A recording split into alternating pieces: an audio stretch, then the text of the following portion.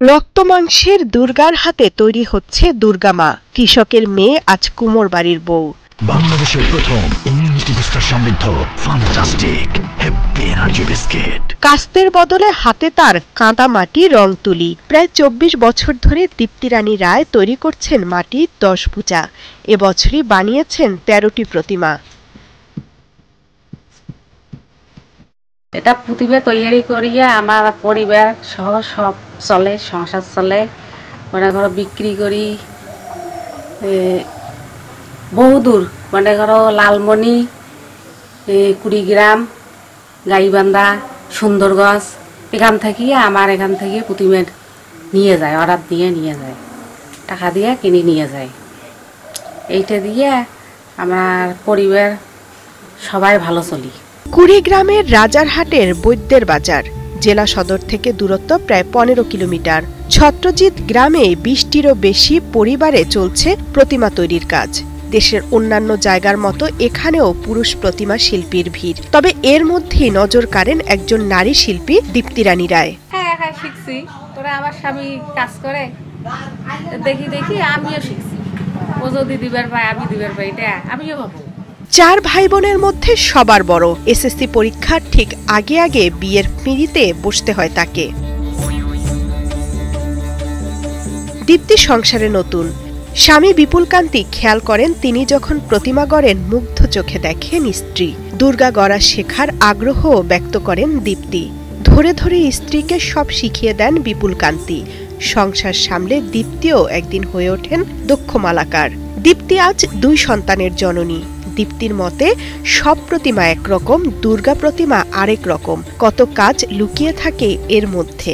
আমি বিয়ে হওয়ার পর আমার স্বামীর বাড়ি আসিয়া দেখি এগুলেন কাজ আমার স্বামী করে।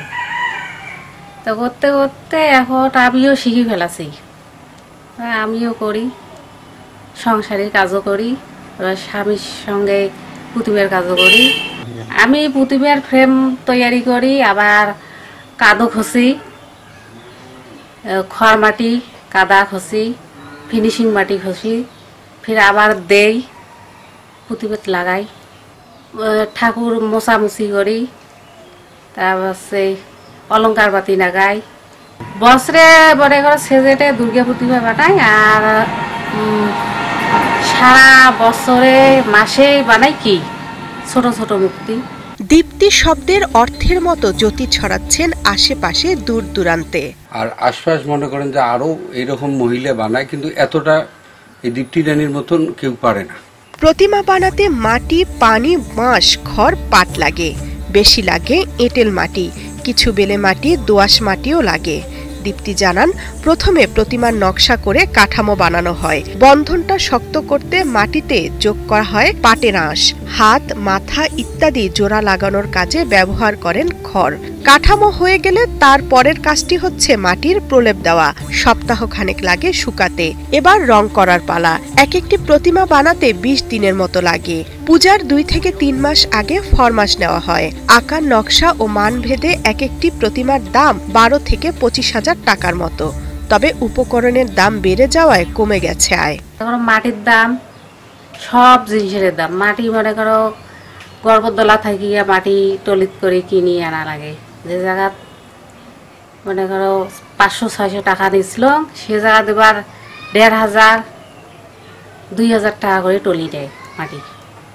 আমার ফির কালো মাটি আনি, সাদা মাটি আনিয়ে এগুলিয়া থুয়ে দেয়, মানে সারা বছরে বানাই। দুর্গাপূজার মৌসুমটা খুব ভালো কাটে, কিন্তু অন্য সময় টানাটানি লেগেই থাকে।